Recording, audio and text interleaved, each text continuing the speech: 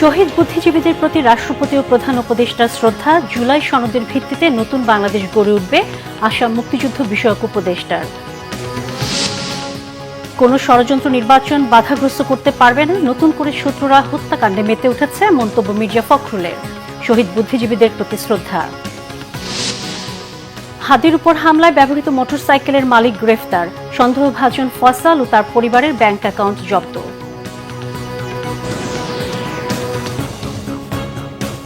দেখছিলেন crown cement সংবাদ শিরোনাম। এবারে বিস্তারিত। শহীদ বুদ্ধিজীবী দিবসে জাতির শ্রেষ্ঠ সন্তানদের শ্রদ্ধা জানিয়েছেন রাষ্ট্রপতি মোহাম্মদ শাহাবুদ্দিন ও প্রধান উপদেষ্টা ডক্টর মোহাম্মদ ইউনূস। এ সময় যুদ্ধাহত মুক্তিযোদ্ধা, প্রধান বিচারপতি ও উপদেষ্টা পরিষদের সদস্যরাও উপস্থিত ছিলেন। জুলাই সনদের ভিত্তিতে নতুন বাংলাদেশ গড়ে উঠবে বলে আশা মুক্তিযুদ্ধ বিষয়ক উপদেষ্টা ফারুকী আজমের। রিপোর্ট করছেন সেকান্দার রহমান। রবিবার ভোরে মিরপুর শহীদ বুদ্ধিজীবী স্মৃতিসৌধে শ্রদ্ধা জানান রাষ্ট্রপতি মোহাম্মদ শাহাবুদ্দিন।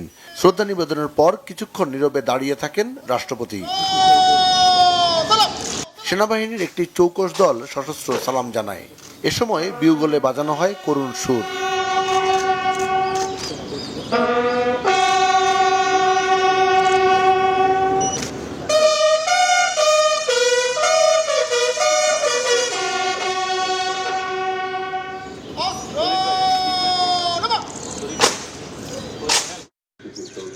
পরে অন্তর্বর্তী সরকারের প্রধান উপদেষ্টা অধ্যাপক ডক্টর মোহাম্মদ ইউনূস দেশের কৃতি সন্তানদের স্মৃতির প্রতি গভীর শ্রদ্ধা জানান ও কিছুক্ষণ নীরবতা পালন করেন।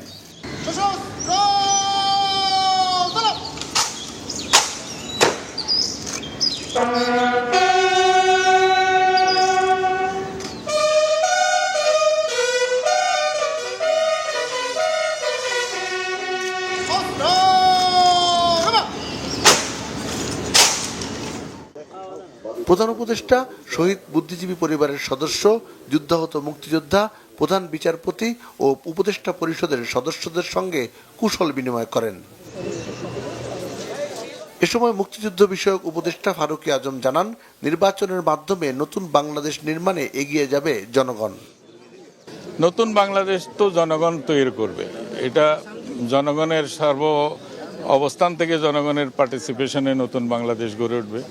সামনে তো একটা নির্বাচন আসছে, সেই নির্বাচনে জনগণ অংশ নেবে, আনন্দ উৎসবের সাথে অংশগ্রহণ করবে এবং তার পরবর্তী পর্যায়ে জনগণের মতামতের ভিত্তিতে যে সমস্ত সরকার আসবে বাংলাদেশে আগামী ভবিষ্যতে, তার জন্য একটা জুলাই সনদ হয়েছে, তারই ভিত্তিতে নতুন বাংলাদেশ গড়ে উঠবে।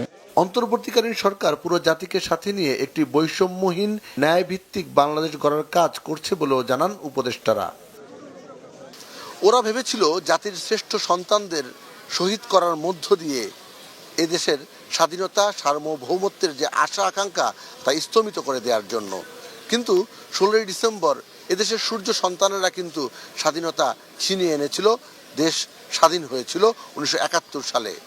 এত বছর পরে এসে 2024 সালের 5 আগস্ট আবারও সেই ছাত্র জনতা মিলেই এদেশের মানুষকে নতুন করে আশার আলো দেখিয়েছে।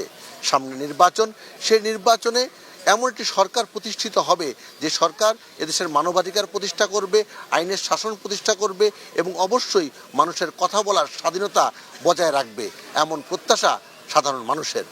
সিকান্দার রহমান, বাংলা ভিশন, মিরপুর শহীদ বুদ্ধিজীবী কবরস্থান, ঢাকা। নির্বাচনের মাধ্যমে মানুষ আবারও গণতান্ত্রিক বাংলাদেশের স্বপ্ন দেখে বলে মন্তব্য করেছেন বিএনপি মহাসচিব মির্জা ফখরুল ইসলাম আলমগীর। সকালে শহীদ বুদ্ধিজীবী দিবসে মিরপুর বুদ্ধিজীবী স্মৃতিসৌধে শ্রদ্ধা জানায় বিএনপি। পরে সাংবাদিকদের সাথে কথা বলেন দলের মহাসচিব মির্জা ফখরুল ইসলাম আলমগীর। তিনি বলেন, সব চক্রান্ত ব্যর্থ করে নির্বাচনের মাধ্যমে গণতন্ত্র প্রতিষ্ঠা করা হবে।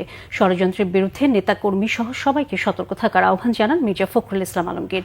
তিনি বলেন, কোনো ষড়যন্ত্র নির্বাচন বাধাগ্রস্ত করতে পারবে না।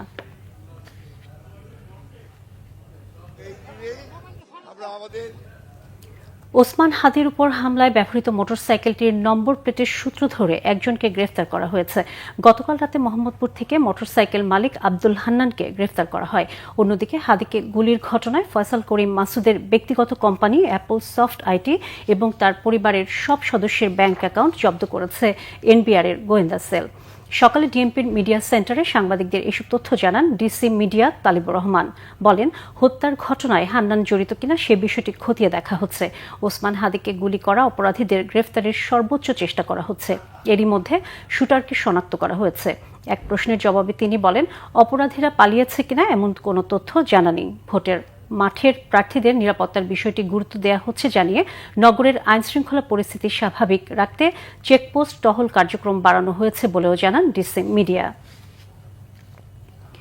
এদিকে রাজধানীর এভার কেয়ার হাসপাতালে চিকিৎসাধীন হাদির সার্বিক পরিস্থিতি অত্যন্ত আশঙ্কাজনক। শনিবার সন্ধ্যায় মেডিকেল বোর্ডের এক বিবৃতিতে এই তথ্য জানানো হয়। বোর্ড জানায়, গুলিবিদ্ধ ওসমান হাদির মস্তিষ্ক ব্যাপকভাবে ক্ষতিগ্রস্ত হয়েছে। অপারেশন সম্পন্ন হওয়ায় তাকে কনজারভেটিভভাবে ম্যানেজ করতে হবে। বর্তমানে তার কিডনির কার্যক্ষমতা ফিরে এসেছে। এর আগে শুক্রবার দুপুরে রাজধানীর বিজয়নগর এলাকায় দুর্বৃত্তদের গুলিতে আহত হলে ঢাকা মেডিকেল কলেজ হাসপাতালে ভর্তি করা হয় তাকে। পরে শারীরিক অবস্থা সংকটাপন্ন হলে রাজধানীর এভার কেয়ার হাসপাতালে নেওয়া হয় হাদিকে।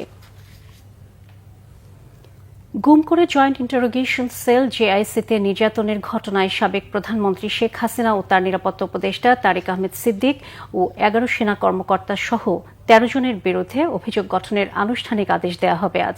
এই মামলায় গ্রেফতার থাকা 3 আসামি হল মেজর জেনারেল শেখ মোহাম্মদ সরার হোসেন ও 2 জন ব্রিগেডিয়ার জেনারেল মোহাম্মদ মাহবুবুর রহমান সিদ্দিকী ও আহমেদ তানভীর মাজহার সিদ্দিকীকে সকালে ট্রাইব্যুনালে হাজির করা হয়েছে। এর আগে গত রবিবার ট্রাইব্যুনাল 1-এ আসামিদের বিরুদ্ধে অভিযোগ গঠন চেয়ে শুনানি শেষ করেন চিফ প্রসিকিউটর মোহাম্মদ তাজুল ইসলাম। শেখ হাসিনা সহ 13 আসামির বিরুদ্ধে সুনির্দিষ্ট 5টি অভিযোগ আনে প্রসিকিউশন। এই মামলায় পলাতক আসামি ডিজিএফআই এর সাবেক 5 জন মহাপরিচালকের পক্ষে রাষ্ট্রনিযুক্ত আইনজীবী ও গ্রেফতার থাকা আসামিদের পক্ষে তাদের আইনজীবীরা অব্যাহতির আবেদন করেছেন। বর্ণাঢ্য আয়োজনে বরিশালে উদ্বোধন হয়েছে এমইপি গ্রুপের অঙ্গ প্রতিষ্ঠান এমইপি পলিমার ইন্ডাস্ট্রিজ লিমিটেডের নতুন পণ্য ইউপিভিসি পাইপ অ্যান্ড ফিটিংস। শহরের একটি হোটেলে এতে প্রধান অতিথি হিসেবে বক্তব্য রাখেন এমইপি গ্রুপের sales and marketing director Shakil Alam Chakladar. তিনি বলেন, এমইপি গ্রুপ সবসময় সর্বাধুনিক প্রযুক্তি ও উন্নত মানের কাঁচামাল ব্যবহারে প্রতিশ্রুতিবদ্ধ। ইউপিভিসি পণ্যেও সেই মান বজায় থাকবে এবং গ্রাহকদের সেবা বিক্রয়োত্তর সেবা নিশ্চিত করা হবে। আরও বক্তব্য রাখেন ডিজিএম অপারেশন তানভীর হাসান।